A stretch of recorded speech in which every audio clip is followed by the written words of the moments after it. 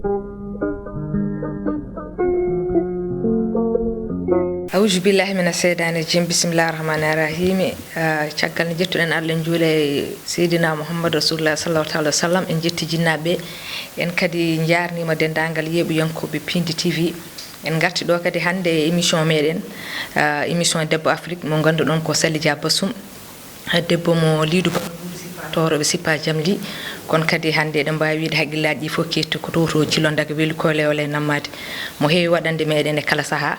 hande kadi en gari e addan dum bandiraabe émission mo ganduda woni no biide ni ko émission o fulbe fof ko émission kadi furankobe fof ko émission kadi kala debbo Afrique naajo to wawi wonde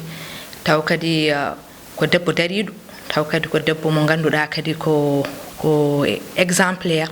mo ganduda yimbe kadi ene timto e mudum inshallah rabbi den ganni ke bisma dum do hande kadi en gari won gondo hande invité meden non hande ko debbo mo bosoe walla mbiyen debbo mo añimeji sen biyama kadi mbiyen debbo mo bagay combe lombe ko miñiraado kon kadi ko debbo hande mo ganduda ko debbo Afrique tigi ko tagi en wiide debbo Afrique ko onon wiite ko Youma Sall jeya ko toto an nyam coday ko hande kanko bismiden do men jeew inshallah rabbi yewtide makko kadi mbaawen kadi famminde bandiraabe be hol Youma kadi wa famminde nen koye meden hol kanko de tawde be kewi wiide kongol nyaajer ko hono ko joomum Youma Sall caggal de min calminma min bismima min beltanma kadi ko noorida invitation men ko min bisma e PIINDI TV bismillah ma Salimata Dia a jaarama no feewi mi salmini mi juurimama kadi mi salmini bandiraɓe sehilaɓe kalton mbawi wonde aduna mi salmini mi juuriɓe kadi mi weltinima bandiraɓe foof yeeboɓe PIINDI TV Salimata Dia a salminama juurama e seydi Sall Allah jaarama caggal nde calmidirɗa e bandiraɓe min mbima Youma hande sa yi min invite ma ɗo min invitirma ko sapamde debbo fuuranke kon kadi min invitirma ɗo ko sapamde debbo Afrique tigi sapamde debbo dariɗo won banggue kadi mo dillata Youma kan ka mannequin ko dum hande min invitirma do e wiide Youma holko nanuma e mannequin alors Sali Dia nande kam mannequin rek ko yidde gila bor famdi bor boy yidde ko faari e mod donc Allah wadi hen suturo no feewi no gaynumi jangdam Fouta ngarmi do hen e Dakar pour wadde réaliser mes rêves donc nden ban mi nan me der mannequin jangumi dum ha mbawmi après puddi wadde défileji di ban mi di fof e de baabe endude hulde hirande tan naɗɗa e mannequin parce que minen fof min gandi ka jangonnoɗo beele nde naɗɗa e mannequin nde taw aɗa janga walla taw oppi jangde walla a naat mannequin aɗa waddi hen aɗa janga aɗa waɗa ɗum hol année kadi mo naɗɗa hen nanmi e mannequin exactement ko année 2011 sabu non dañmi befe mam Agnam ton dañmi befem Agnam Codey garmi ɗo e Dakar 2011 ko nden nanmi mannequin en même temps bor jang bor waɗi mannequin bor jang donc gaccumi jangde ko année passée gila nden ha joni mbodo défile mbodo yaha école mbodo défile mbodo yaha école donc kanji didi fof baddumi est ce que dum wona caɗele mon parce que enen fof eɗen gande jangde ne hiiri donc sa wi ala wadda jangde e mannequin aɗa yaha aɗa jangoya aɗa jogo kuruji te mannequin kadi eɗen gandi batton défileji ko jamma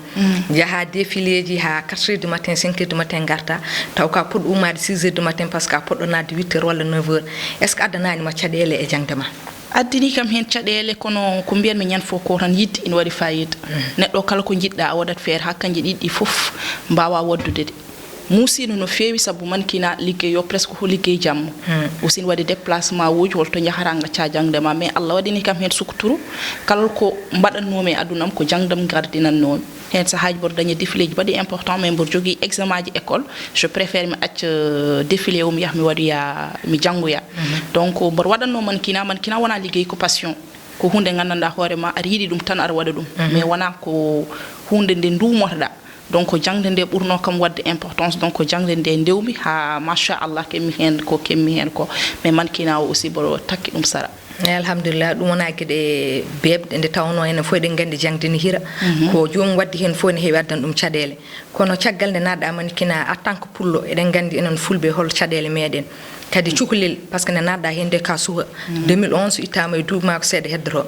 hol caɗele ɗe keɓɗa hen walla hol haaluji ɗi ganduɗa ɗi a welani yiɗano hebde keɓɗa hen kadi hol bellama kadi mbawɗa hebde mannequin par ce que kala meccal ngal neɗɗo wawi nadde ma dañ hen ko welma ma dañ hen ko mettuma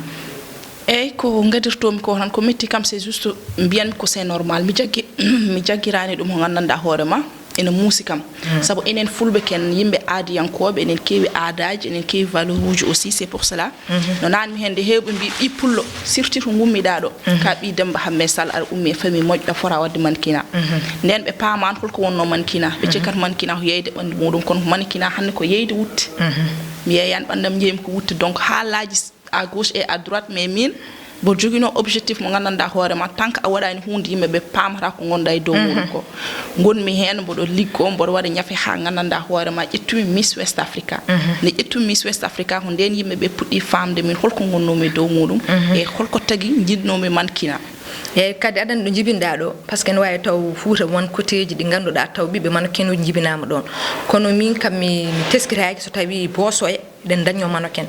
so tawi woni han mannequin mo ganduɗa ko gandaɗo hono ni mbaɗowo défilé kadi e plateau ji mawɗi saaha noon jaahowo ha international ene wawi wiide koye ma fuɗɗi beele caggal nde natɗa hen nde hande a yi woni sukaɓe ganduɗa ene ndewe teppere ma par ce que neɗɗo foof ene wona darolgal woni no mbimi ni hande debbo Afrique ko debbo darolgal beele won rew sukaɓe hande ɓe ganduɗa ko sukaɓe bosoyenaɓe ɓe ganduɗa yiɗɓe ko mbatta ko ha tagui hande en mbanma idol ene ndewi caggal ma ne mbima Youma wallu min holno min goniri mannequin wallu min jangguina min holno ɗum yarata ɗum ko gonga ko avant mi arde ɗo tan mi heeɓi appel aji sukaɓe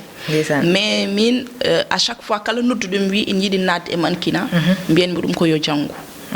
yo janggu ha heɓa niveau mo gandanɗa hoorema par ce que kamɓe ɓe cikkat ko mannequinat sa woni hen tan jarani kadi jangga mais sa yiiɗi yettade plan international kadi jogoɗa ko gandanɗa hoorema hunde seeɗa e hoorema il faut ñanga mi salaki hay goto to waɗa mannequinat mais kala baɗowo mannequinat yo continue jangde muɗum jangga ha heɓa diplôme aji muɗum takka hen saabu mannequinat ko meccal mo gandanɗa hoorema ina famɗi juutani c'est trop éphémère donc kala ko mbawta wadde continue jangdema donc mboɗo wawi wiide bandiraɓe yiɗɓe nadde mannequinat ɓe foof ɓe continue jangde mabɓe ha ɓoya ɗum c'est important so tawi a banggue mannequinat o en jubbi hen kono haali ɗo guila nane nder haala ma foof aɗa wiya aɗa janggi min mbawi andude nde jangguɗa nde ha keɓɓa bangma hol formation mo mbaɗɗa par ce que mbi sikki formation mbaɗɗa eyyi no kemmi bagam nde jaami ko IAM toon mbaɗmi formation en management donc ko année o passé garinmi ɗum bon mi gay jangde ham gasata kono mi janggu ha gandanɗa hoorema wotto jettimi tan mbimi il faut mi arita ɗum won diplôme aji keɓɗa hen eyyi mi heeɓi licence dañi licence en management donc mbimi fat mi arita seeɗa mi continue e business aji jam seeɗa ha para après mi continue jangda kam yawtani yo joni mannequinat oɗo mo natɗa ha ganduɗa ko hen gandeɗa caggal nde mbaɗɗa ɗo défilé ji ɗo e Sénégal amila ɗum nawima caggal leydi eyyi machallah no ƴettumi Miss West Africa nde concours waɗayno ko Sierra Leone no gartumi nde machallah mi heeɓi hen des contrats ɗo e Afrique presque ala wuuro Afrique mom yahani te ko Miss West Africa nawi kam toon donc min mbaɗi défilé ji kewɗe nder Afrique eyyi kono aɗa andi mannequinat nawo mo toon o kam yama ni wona ni banggue fulɓe par ce que ɗum kam ko styliste uji tan nawanma toon ko contrat ji nawanma toon kadi no jomumen jiidirni ko noon mbaɗiranta ɗumen par ce que golle janane kam a wawi wiide aɗa waɗa hen impose ko jiɗɗa ko hen saahaji jomumen no wujja hollira hen hol kañum beele défilé ji jaaɗa caggal leydi ɗi aɗa hollira hen pulago mboɗo wawi wiide hande somi yettima ɗo ko sababude pulago sabu hayno ƴettumi Miss West Africa nde mboɗo wawi wiide ko sababude pulago ƴettumi Miss West Africa alhamdulillah mbaɗanmi ɗum ko imposé mi jalata hen ni c'est à dire somi kala défilé mo pour mi wadde ko élection Miss mi addat hen touche pulago somi haalani ɗemgal ngal taw ko mboɗo waɗi cosaan muɗum donc ɗum mi impose ɗum ha gandanɗa hoorema yimɓe fof gandiri kam ɗum que ça soit ici au Sénégal walla à l'international yimɓe fof gandiri kam touche pulago donc pulago ko watte imposé partout machallah woni beltonaɗo kadi ɗum kadi alay saago sukaɓe wonɓe caggal ɓe walla yeeɓoɓe taw ko yiɗɓe wadde mannequinat alay saago kadi mbatten haqqillaji ɓe ganda kadi neɗɗo o wawa yaade gaga ko woni ko par ce que kala goppuɗo ko woni ko sa yi to goɗɗum ma taw ton joomum kadi won hewɓe ɓe ganduɗa kadi wonko nawortu ɗumen taw jeeya ɗum ɗon wonde mannequin e ko wawi wonde fof ɗum ko meccal walla ko hunde nde ganduɗa ko neɗɗo subani ɗum hoore muɗum ken yiiɗi wadde ko ambition mum o yiiɗi yettinde kono noon oto yejjit ko woni ko kadi kala nde neɗɗo wawi wonde e nder golle sa holliri tigui hooli an surtout pulago no way yodini en way keba hen ko jidda ko dum woni bud sikko jidda do hollide bandirabe be ko ouais c'est ça te monen mon fo non en andi mannequin carrière mudum juurani hol projet ji hande goddi du gonda ko ganduda wona mannequin o ko bolo taw ganduda ko berso dole donki yo dole kebbo kon yo dole kebbo gilo dole donkani ha joni adene mannequin he kon hol projet ji jogida de ganduda en waawi nawrude ma yeso gaga mannequin o sa yi ha oppiti dum Sali Dia comme no mbiruda ni rek bodo mi woni projet kewdi machallah kono no mbiru mi nyande no ngarmi do e émission ba modi mi ko bodo wada commerce bodo yaha Chine bodo adda bagasuji kono joni bodo mi e projet goddo mo ngandanda hoore ma ko e salon de beauté jinmi uddide salon de beauté o puisque ko mannequin gonnomi arani mannequin kam e commerce c'est une certi donc pour artude e touche mannequin seeda ngonmi koy projet uddide salon mo ngandanda hoore ma ko salon de beauté e ko heewi ko ngandanda hoore ma nana are e lawol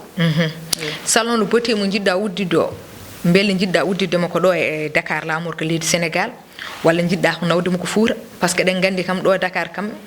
salon ngaji beauté ne keewi kono yaama dum heewira non Fouta mbele yontani enen bibbe Foutankobe wonbe do hande e der Dakar edon gone Dakar mo ganduda ko yimbe fof ndendi dum kono Fouta to meden kadi mbaawen nawdu hon ko ganduda sukabe be jiidum so be jiidum taw kambe koy mabbe e ben wadde be motiver jodade e der Fouta parce que enen fo den gandi hande Fouta so neddo yidi ko yodi be ko alay sago ma yah Dakar so tawi neddo yidi jangde woddude alay sago we ko ma yah Dakar mais mbele yontani hankandi enen sukabe be do be ganduda ko do e Dakar Allah wadi men kon sukabe Foutankobe Allah hokki meden mecce de ganduda waawi nawde meden to woddi walla waawi yettinde inde meden to woddi baawe nawtudo dum der Fouta gadden don salon ngaji beauté gadden don école aji couture e ko waynon bele ada jogi projet salon ma beauté mo biira o bele ada jogi projet nawde mo Fouta Sali Dia on projet franchement ko Fouta jinmi dum wadde alhamdulillah sabu suhabe men hewbe so jidi hunde man doga ngara hay Dakar min aussi ko revam wonno wadde créer ko gananda hoorema bor wada dum Fouta taw suhabe be ina ligo hen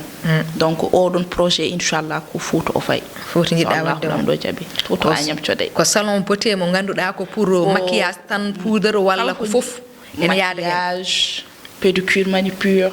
so woni no sagam sax mi wada ton hay hamam sara ko gananda hoorema do tan e Dakar jeta dum Fouta c'est ko hunde wande impossible mais so woni no sagam mi wada dum ton imposer donc gonnen tan koy ƴewde projet je est ce que dum na wawi wonde inchallah mbaden dum Fouta e bele projet o ko projet mo ganduda ko ebande tan ka miijudo dum tan so aro gasse walla ko projet mo ganduda ko darido ko ganduda be Foutankobe en mbaawi jabbade dum ko boyata yebbe Foutankobe mbaawi jabbade dum ko boyata bodum hen no feewi sax alhamdulillah joni salon do beauté o so tawi awditima Fouta bel jidda han ko wadde mo kala jiddo tan fiinta dara fiinto walla kadi jidda wadde mo commissaire complexe ni taw kadi ada jangina hen taw sukabe kadi kala jiddo jangude mecce baade non en ara hen jangude nde wonno mi jangani meccal stylisme kadi mi jangani meccal coiffure jiddo ko wadde ko salon gananda hoorema taw yimmen sappo ina mbawi liggade der salon he gananda hoorema diwanu fo kadi wawa arde don pour fewnirade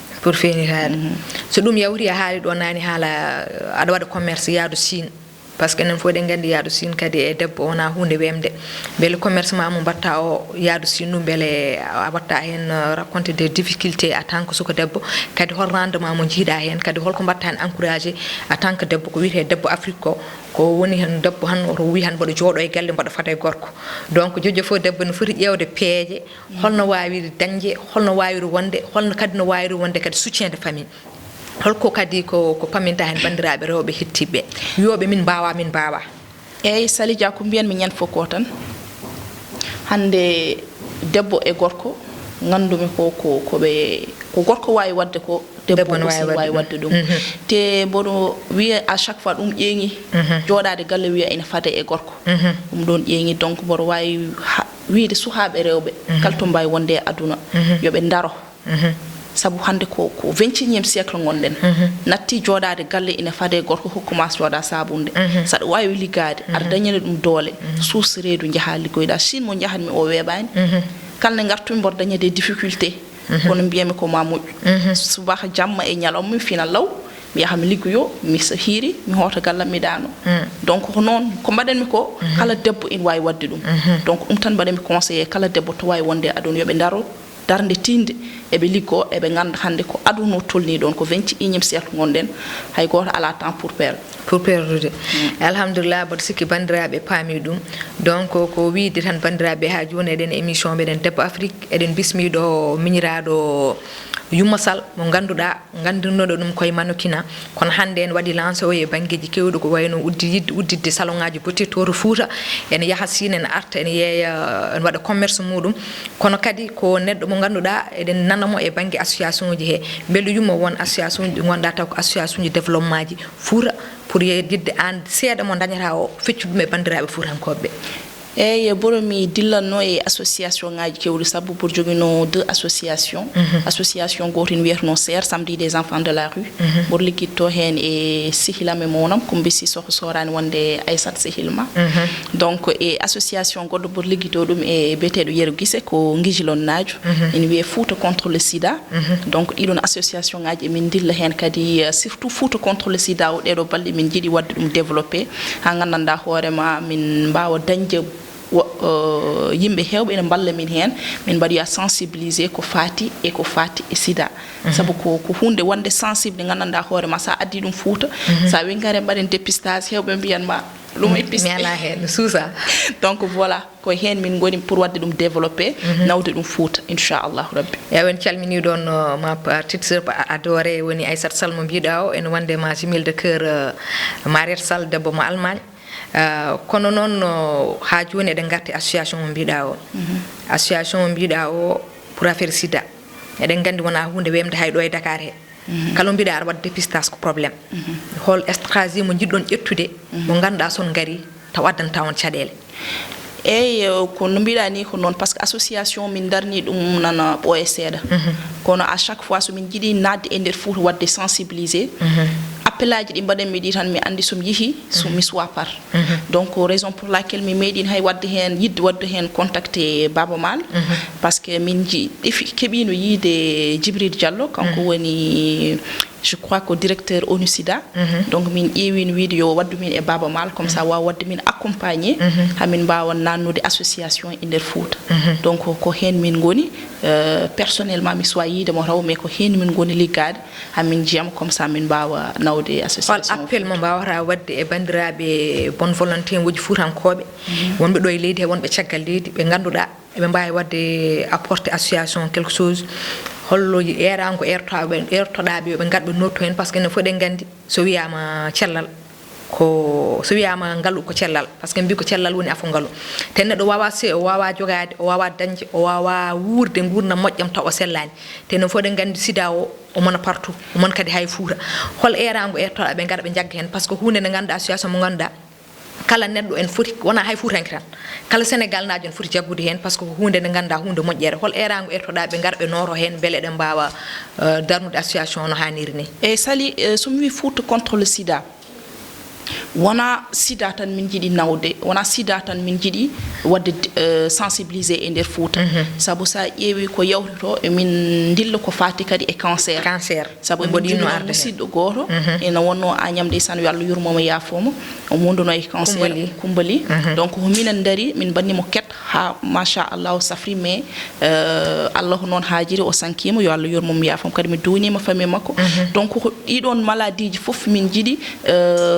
bandiraɓe kala to wawi wonde e aduna on jogui doole yo ar o tawto min o walla min sabu hande kala subaha mo pinda aɗa yiya neɗɗo ina waɗi Facebook ina ronki des moyens pour safrade